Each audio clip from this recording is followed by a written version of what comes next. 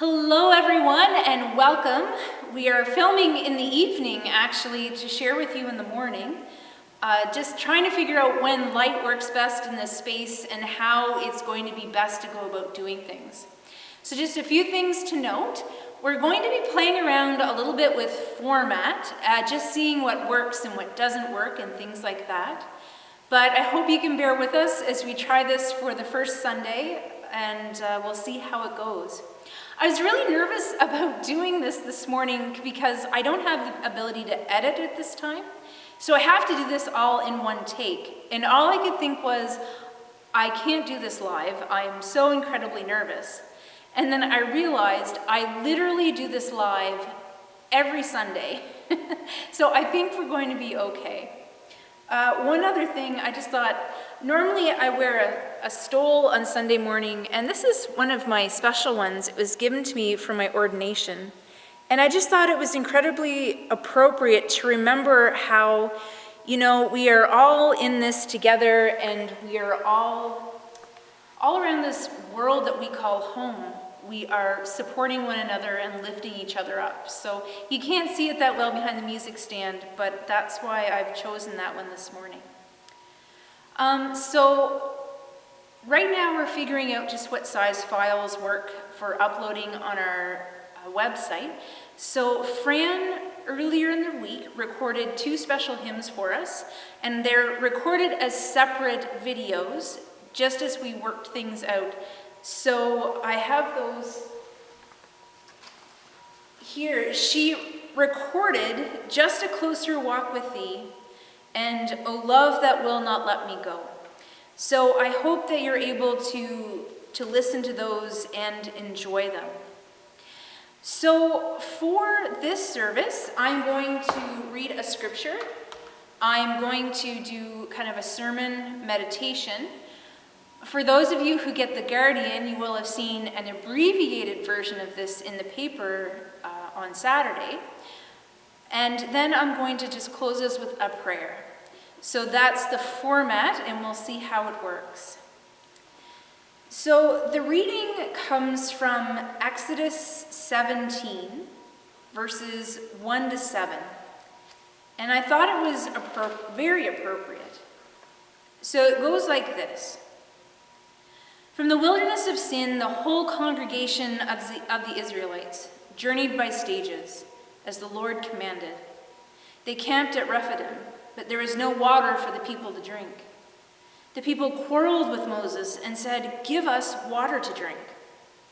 Moses said to them, "Why do you quarrel with me? Why do you test the Lord?" But the people thirsted there for water. And the people complained against Moses and said, "Why did you bring us out of Egypt? To kill us and our children and our livestock with thirst."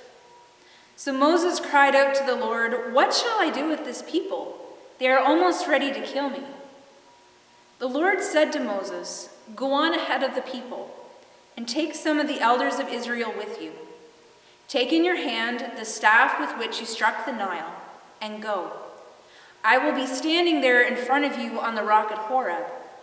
Strike the rock, and water will come out of it, so that the people may drink." Moses did so in the sight of the elders of Israel. He called the place Massah and Meribah, because the Israelites quarreled and tested the Lord, saying, "Is the Lord among us or not?"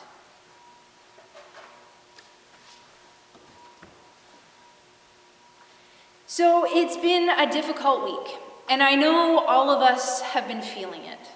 We have uncertainty, we have unknowns, we're facing a situation we've really never been in before. And when that happens, life can become difficult, and it can create a lot of extra anxiety. I know I've certainly been feeling it.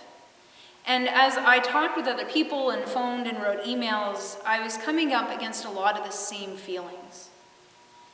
And when we read the story in Exodus today, we find people up against many of those same emotions. They need water, one of the most crucial things for anybody to live. And it must have been absolutely terrifying for them because here they are out in the wilderness. They know they don't have water. They're calculating, when was the last time we saw water, and can we get back there before we begin to die? And at that point, I always find when we are afraid, when we're anxious, it can also affect us other ways. It can make us angry or combative. And they begin saying, at least if we were in Egypt, we'd have water. Why would you save us and bring us out here only for us to die? And it's a natural human response. Over the last week, I found it really curious that toilet paper became the item sold out across the country. The hand sanitizer I made sense of, but toilet paper really baffled me. And Australia had to hire security guards to patrol the aisles. So I started doing a little digging, why is this the thing? Why is this happening? And there's a lot of different theories, of course. Everything from wanting to be prepared to perceived scarcity creating actual scarcity, and even resorting to extremes because we are uncertain of what's going to happen. But one of the most honest answers that I found said that it returns a sense of control to a situation that feels totally out of control. And the problem for the Israelites is while they're traveling through the wilderness, they have no control. If there's no food, there's no food. If there's no water, there's no water. And those things change their outlook on life. Lack of resources can become a matter of life or death very quickly. And when we're faced with scary situations, fear can become a driving force and cause us to have short memories. So the people begin murmuring and voicing their fears. As one writer stated, the wilderness generation makes an assumption that seems quite natural and universal. When they have what they need and want, they believe that God is with them. And in times of hunger, thirst, and affliction, they deem themselves abandoned or betrayed. And worse, they begin to wonder if God has ever traveled with them. And perhaps if we were to take a moment and think about it, we can echo some of those same feelings and fears. Sometimes in my life, and this can even be extremely trivial, when things begin to line up, so, a baby sleeps for his nap, and that good parking spot opens up just as I'm pulling in, and schedules align, and all of those things happen, it's easy to believe that God is with us and for us, and goodness is in supply. However, the moment when things start to get difficult, it can begin to feel like we're on our own. And we find ourselves, and I've done this, I couldn't tell you how many times, just in that moment of crying out, "Where are you, God? And how do I know that you're here?" I could make lists of the times I've felt that way. So thinking about this in terms of the Israelites then, this story of thirst and this story of testing has at its heart a very important question. How can we know if God is with us, or more literally, in our midst? And what signs or evidence do we use for discerning the presence and providence of God? That is an incredibly complex question. But quite simply, for the Israelites, when their needs are met and things are good, it is easy to believe that God is there. And when things go bad, God has left them, or he doesn't exist, or he's walked away. They don't know. And in some ways, that's kind of how it's worked for them since they've started out on this journey. When they come to the Red Sea, and they're trapped between the water and an army, the waters part and they walk across. When they need water, God provides water. When they need food, he provides manna. And through that process, the Israelites were learning about God. They're learning about how he works in their life and in the world and how he is always with them. So for them now, instead of murmuring and being afraid, the challenge was for them to really trust God, to lead them to safety and to watch over them. And instead, when the going gets tough, they begin to complain or they begin to get scared, which are very natural human responses. At one point, they believe that Moses has died and God has left them, and they don't know what to do. So they have Aaron create a golden calf.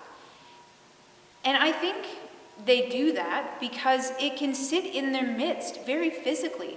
They can see it, they can touch it, they can understand how it exists within their world. Things tend to feel safer when they're tangible to us. I think that's why COVID-19 is so scary, is that it's an unknown to us.